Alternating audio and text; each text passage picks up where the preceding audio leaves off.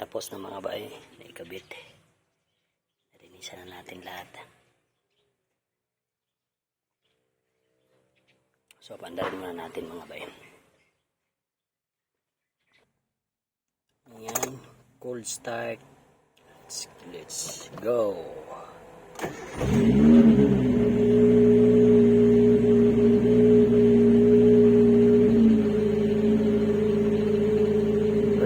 Lumalabas yung check engine ah.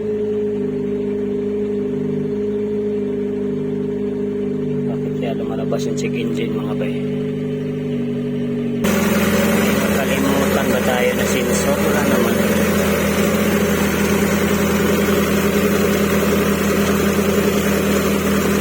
Ay po, rollingas.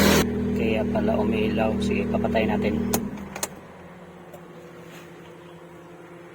Sa dami-dami ko pa yung nakalimutan. Sorry. Sorry.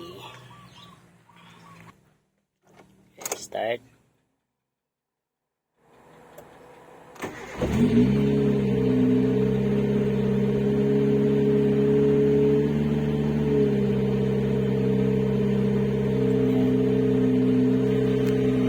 Cold start.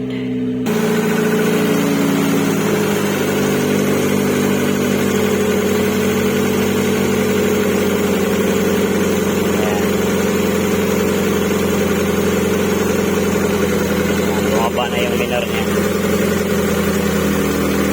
Ayan. Gumagana na kasi ito mga bayo.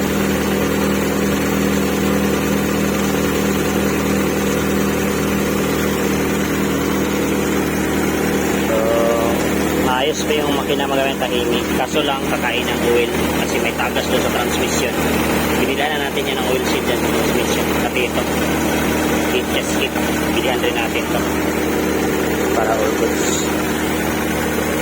Yan yung makina. Yan toxic yan, ganda. Pati dito wala akong usukin. Wala talaga.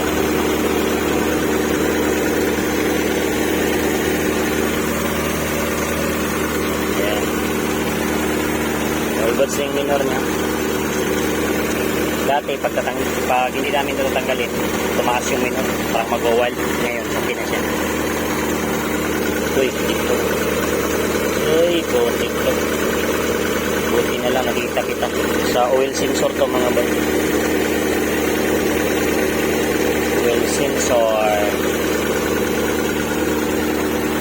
Goods na, maayos na siya mga bay. At ito na lang yung link na hanapan natin ng paraan.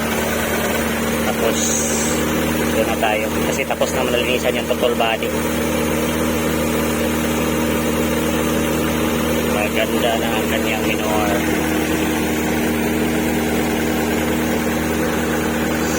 Yan, all goods na mga bay. Let's go mga bay. Ngayon nakikita natin dito na kulang pala yung belt dito sa aircon mga bay. Papansin ko yan, walang belt to. Yan, kaya pala i-engage yung aircon tapos walang lamig.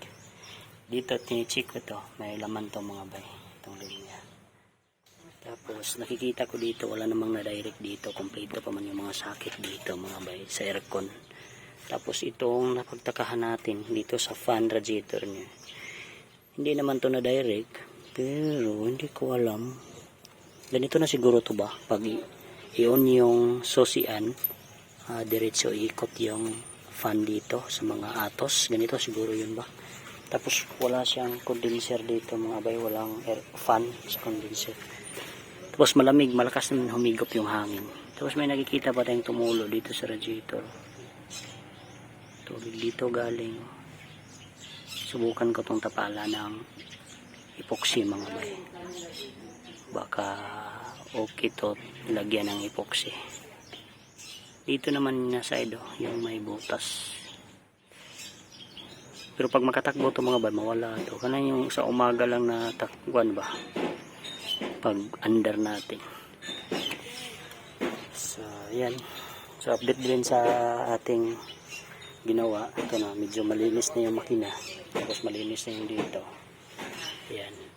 Tapos yung mga brake, naayos na natin yung mga brake nito. Gumagana na yung brake.